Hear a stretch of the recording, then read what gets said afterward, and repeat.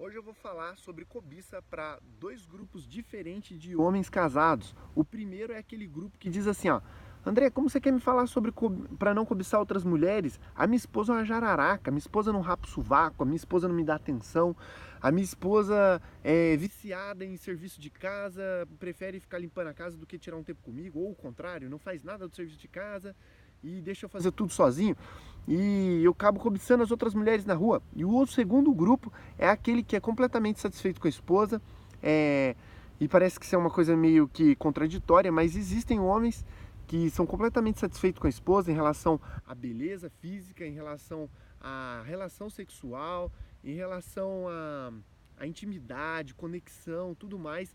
Tem um casamento 100%, tem uma frequência muito boa de relações sexuais, e mesmo assim eles cobiçam outras mulheres e ainda às vezes até são viciados em pornografia. E é muito importante a gente destacar esses dois grupos, porque eu quero dar um recado para o primeiro grupo, que eu quero dizer que talvez o motivo da sua cobiça, não estou dizendo que não influencia, mas não seja o motivo principal, não seja a desenvoltura da tua esposa, a intimidade, ou a beleza dela, né, ou a falta disso tudo, né, o pelo no sovaco, alguma coisa, eu acho que deve ficar difícil mesmo é, cobiçar uma esposa com pelo no sovaco ou que não escova o dente, alguma coisa assim, né? Porém, mesmo assim, tendo que ter uma mudança da esposa, não estou negando que tenha que ter, né, um esforço por parte da esposa, sempre os dois têm que mudar no casamento, mas porém eu quero dizer que esse pode ser que não seja o motivo principal da cobiça. E a palavra diz lá em 1 Tiago, em 1 Tiago não, em Tiago 1, em Tiago 4 e 1, diz assim, ó: de onde vêm as guerras e contendas que há entre vós, senão das paixões que guerreiam dentro de vocês? Ou seja, não diz aqui que vem das mulheres que não rapam o sovaco, das mulheres que não vão na academia, está querendo dizer que vem das paixões que guerreiam dentro da gente. Ou seja, não importa como o seu casamento tá, nunca existe um motivo para a gente sair cobiçando. E quando a gente está só cobiçando, quando a gente já não está fazendo alguma coisa errada. E eu quero falar uma coisa muito importante em relação à cobiça. Eu comecei a pensar numa analogia para trazer para vocês que representasse a questão de a gente cobiçar. E uma coisa básica para a gente iniciar esse assunto é que quanto mais você cobiça outras mulheres, quanto mais você olha, você flerta, você fica observando, analisando outras mulheres, mais feia a sua mulher fica, mais chata ela fica, porque é como se você inserisse no seu banco de dados um monte de outros modelos de mulher que nenhuma mulher pode competir com todas as mulheres do mundo. E quando isso vai começa a conflitar com o que Deus colocou pra gente no sentido de ser uma só carne, você começa a misturar o arquivo na sua mente. E a outra analogia que eu queria levar no sentido não só cobiça de olhar, mas essa que ela já evolui para um ato do tipo de flerte, de, por exemplo, uma mulher no seu serviço que você fica trocando olhar, ou no semáforo, ou você fica eu queria usar no sentido, na espécie de comparar o nosso casamento com um jardim. Então imagina que você tem a sua casa, você tem um quintal bem grande e você tem um jardim. E esse jardim, o que acontece? O seu jardim não tá legal, não tá dando fruto, né? Não tá dando flor, você ali diz que investiu ali e tal, e poxa, André, olha aqui, eu chego em casa, eu faço de tudo por ela, e olha aí o jardim do jeito que tá, tudo acabado, o meu jardim, né, que representa aí o meu casamento, a minha esposa. E aí você pega a semente que você tem para plantar mais, todo o material, e você vai, olha por cima do terreno do vizinho e vê lá, e você começa a gostar da terra dele e começa a jogar. Não necessariamente assim no sentido de cobiçar a mulher do vizinho, mas usar a analogia que seja o terreno do vizinho qualquer outra mulher. E você começa a jogar sementes. E é muito interessante, essa semente significa aquele flerte que você dá, que isso vai gerar alguma coisa. E é muito interessante quando a gente acha que cobiçar. Existe um ditado, né, popular que diz assim: que olhar não arranca pedaço. Né? Só que esse olhar, porque não tem como você sair com o olho fechado para a rua, mas o olhar, em algumas aulas, em alguns vídeos eu falei sobre a questão da tentação, né? Que ponto que ela chega a ser pecado, mas o que acontece? Depende da forma que você se direciona às mulheres, que você começa a olhar, trocar olhares, você está plantando sementes.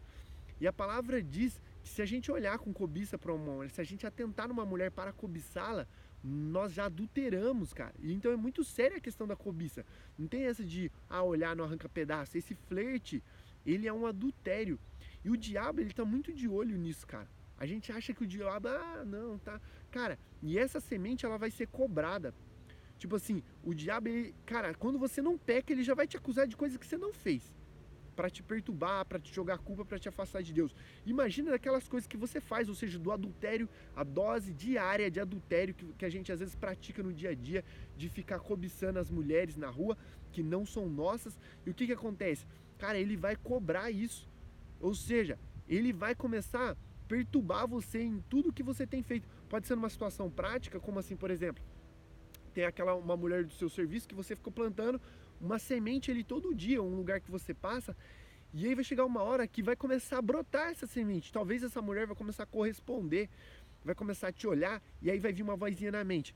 Vai, cara, agora você não vai fazer nada? E aí? Agora a mulher tá olhando pra você, e aí você vai complicar muito mais ainda. Isso aqui, gente, eu tô falando pra homens de Deus, tá bom? Se você é um cara perdido, você, tipo assim, não tô falando que essa palavra não é pra você, que Deus quer que você se converta, mas Deus quer que você se converta. Mas isso aqui eu tô falando pra um homem que não quer adulterar, beleza? Um homem que, por mais que esteja perdido, ainda ele quer Deus. Não, às vezes você quer adulterar, pode ser pra você também, porque às vezes você tá sendo tentado a adulterar, mas você quer Deus, você quer se desviar do mau caminho, você quer a ajuda de Deus. Por isso você está vendo esse vídeo. E o que acontece? Isso vai complicar muito mais o teu estado para você se afastar do adultério, né? Se você quer lutar, você quer, por mais que talvez, eu não sei que pé está seu casamento, talvez você esteja pensando já em se separar, talvez você já trocaram muita palavra negativa, talvez você não vê mais possibilidade. Eu quero falar uma coisa para você, a palavra diz que Deus, ele traz à existência as coisas que não existem. Talvez seu casamento não tenha mais nenhuma possibilidade de dar certo, você não enxerga mais um futuro pro teu casamento, porque talvez vocês já se desgastaram pra caramba, mas eu quero falar, para Deus nada é impossível, nem um jardim, cara. Como a palavra diz, ao cheiro das águas, a árvore vai brotar, ou seja, aquela que já tá seca, velho, já saiu do galho, já, cara, vai brotar, porque para Deus nada é impossível. Ele tem poder para restaurar o teu casamento. Talvez você nem quer mais restauração pro seu casamento. A cobiça que você tem feito já é um resultado de um jardim completamente destruído, mas eu quero falar uma coisa para você. Volte a investir no teu jardim. E eu quero abrir um parênteses aqui dentro disso, antes de fechar. O que acontece? Muitas das coisas da qual você não se agrada do teu casamento tem a ver com a falta de cuidado com a sua terra. Isso aqui, gente, lembra que sempre existe as duas partes para mudar. Não estou querendo voltar totalmente a responsabilidade para você. E você, como homem, você é responsável. Porque a palavra diz que a gente deve amar as nossas esposas como Cristo amou a igreja. Ou seja, é um amor fora incondicional de você ir lá e doar a sua vida por ela e tal. Eu quero falar que muitas das coisas na qual você não gosta na tua esposa, que talvez tua esposa é chata, que ela só reclama o dia inteiro, que ela não se cuida, que ela não sei o quê, muitas coisas disso, das discussões que você tem a ver com uma falta de investimento sua. Será? Talvez não, André, eu sou um ótimo marido, mas talvez se você não trabalhar um pouco mais essa terra, você acha que se você ir lá limpar o jardim, você não cortar o mato, você regar com mais frequência, será que não vai dar mais fruto? Por que você não faz esse teste? Você coloca isso diante de Deus, fala, Deus, eu vou começar a orar.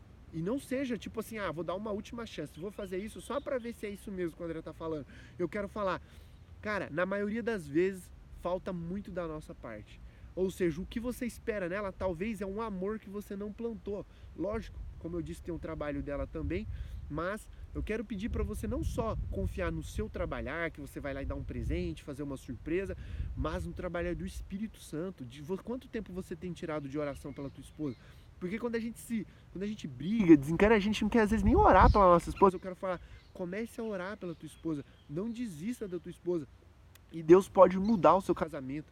Amém? Essa é a palavra que eu queria deixar. E talvez para o primeiro grupo, o segundo grupo que cobiça, mesmo tendo tudo bem, mas o que você vai dar o conselho para mim, André? Você não falou nada para mim. Por que eu cobiço minha esposa, mesmo estando completamente satisfeito? Isso tem a ver com uma palavrinha chamada carências. Isso é uma coisa mais profunda. Se eu for falar aqui vai ficar um vídeo muito longo. E eu queria convidar você para o seminário, para o mini curso de sexualidade, decisão versus permissão, que vai ser no dia 10 de fevereiro agora de 2020.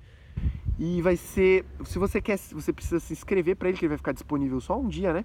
Manda mensagem no direct do meu Instagram, que tá André Cabral, _PN, P de pato, N de navio. Você manda mensagem lá no direct para você fazer inscrição, beleza? Se você tá vendo já passou a data do curso, você pode mandar mensagem para saber a data do próximo curso, tá ok? Um grande abraço, que Deus venha transformar o seu casamento, que você se